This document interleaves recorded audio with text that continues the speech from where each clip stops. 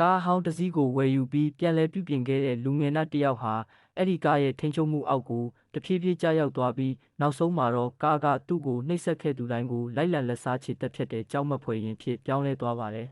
။ဒီနေ့မှာတော့ Kristen ဆိုတဲ့ရုပ်ရှင်ဇာတ်လမ်းကိုပြန်လည်အကျဉ်းချုပ်ပြောပြသွားမှာပါ။အရင်ဆုံးကားစက်ရုံတစ်ခုထဲမှာ Plymouth Fury Model ကားတွေကိုထုတ်လုပ်နေတဲ့အချိန်အနီရောင်ကားတစ်စီးကအခြားကားတွေထက်ထူးခြားနေပါတယ်။အလုပ်သမားတစ်ယောက်ကအင်ဂျင်ကိုစစ်ဆေးနေစဉ်မှာဘွန်နက်ကသူ့အလိုလိုပိတ်သွားပြီးလက်ကိုကြေမွသွားစေပါတယ်။အခြားအလုပ်သမားတစ်ယောက်ကကားထဲကိုဝင်ကြည့်ရင်းစီဂါရက်အမှုန့်ကိုထိုင်ကုန်ပေါ်ကျသွားစေပါတယ်။နောက်ပိုင်းမှာအလုပ်ပြီးဆုံးပြီးလူတိုင်းထွက်သွားချိန်စူပါဗိုက်ဆာကအနီရောင်ကားမီးလင်းနေသေးတာကိုတွေ့ပြီးသွားကြည့်တဲ့အခါစီဂါရက်ကိုဆွဲနေတဲ့အလုပ်သမားရဲ့အလောင်းကိုတွေ့ရပါတယ်။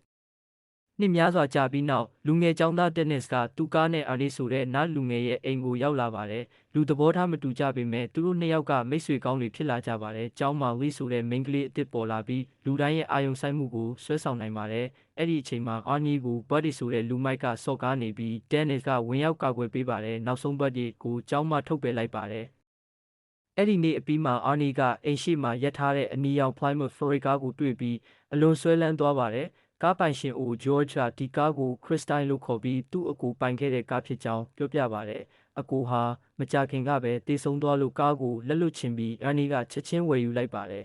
။မိဘတွေကမလိုလားပေမဲ့အာနီကကားကိုမစွန့်လွတ်ဘဲ garage တစ်ခုမှာထားပြီးပြုပြင်ဆလုပ်ပါတယ်။အချိန်ကြာလာတာနဲ့အမျှအာနီရဲ့ပုံစံအကျင့်စရိုက်တွေပြောင်းလဲလာပြီးခရစ်စတိုင်းနဲ့ပိုပြီးစိတ်ကပ်လာပါတယ်။မျက်မှန်မတက်တော့ဘဲဝတ်စားပုံလည်းပြောင်းသွားပြီးမိဘမိတ်ဆွေတွေကိုပါလစ်လျူရှုလာပါတယ်။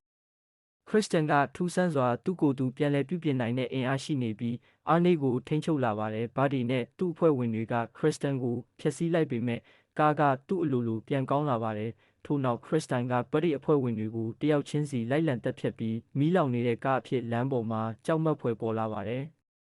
ဒန်နစ်နဲ့လီယိုကခရစ်စတန်ကအာနီကိုထိန်းချုပ်နေတယ်လို့ယုံကြည်လာပြီးကားကိုဖျက်ဆီးဖို့ဆုံးဖြတ်ကြပါတယ်။နောက်ဆုံးမှာ garage အတွင်းအကြီးစားရန်နေရာကိုအသုံးပြုပြီးခရစ်စတန်နဲ့အဆုံးစွန်တိုက်ခိုက်ကြပါတယ်။တိုက်ပွဲအတွင်းအာနီကထိခိုက်ဒဏ်ရာကြောင့်တေဆုံးသွားပြီးခရစ်စတန်ကိုလည်းလုံးဝကြေမွအောင်ဖျက်ဆီးနိုင်ခဲ့ပါတယ်။နောက်တစ်နေ့မှာခရစ်စတန်ကိုတန်ကြီးအမိုက်အဖြစ်ဖိသိပ်ထားတာကိုတွေ့ရပြီးအန်နီရဲ့ဆုံးသက်တယ်လို့ထင်ရပါတယ်။သို့ပေမဲ့အဆုံးမှာခရစ်စတိုင်းရဲ့တန်ပိုင်းစားလေးတစ်ခုလှုပ်ရှားလာတာကိုမြင်ရပြီးဒီဆိုးရွားတဲ့ကားဟာအပြည့်အဝမတည်သေးကြောင်းပြသလိုက်ပါတယ်။